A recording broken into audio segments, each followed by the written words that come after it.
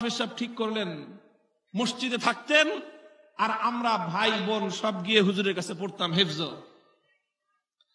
হুজুরের খাবার আমাদের বাসা থেকে যেত, খাবার অন্য কেউ নিলে চলতো না।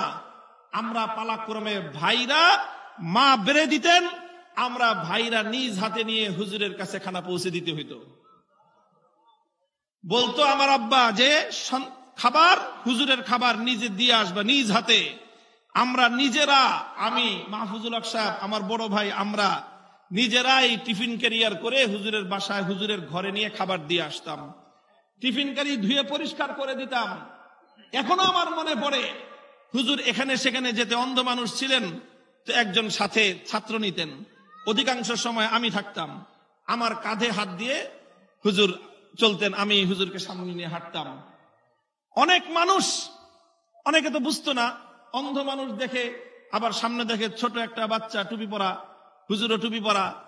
তো সমাজে অনেকে করুণার দৃষ্টিতে দেখতো, অনেকে আমাদেরকে ভিক্ষার টাকা তুলে ধরতো, মনে করতো যে হুজুরের আমরা ভিক্ষা নামছি। বলতাম যে না ভাই, ইনি আমার ওস্তাদ, ইনি আমার ওস্তাদ।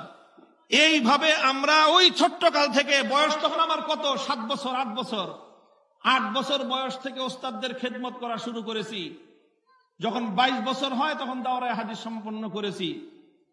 শেষ পর্যন্ত আমরা খেদমত করেছি। শুধু এটা আমার গল্প না, আমাদের কওমি মাদ্রাসার প্রত্যেকটা ছেলের ইতিহাস এই।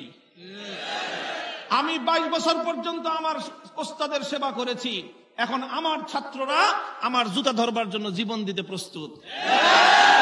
আমাদের গায়ে টোকা দিয়ে দেখো, জীবন দেওয়ার জন্য।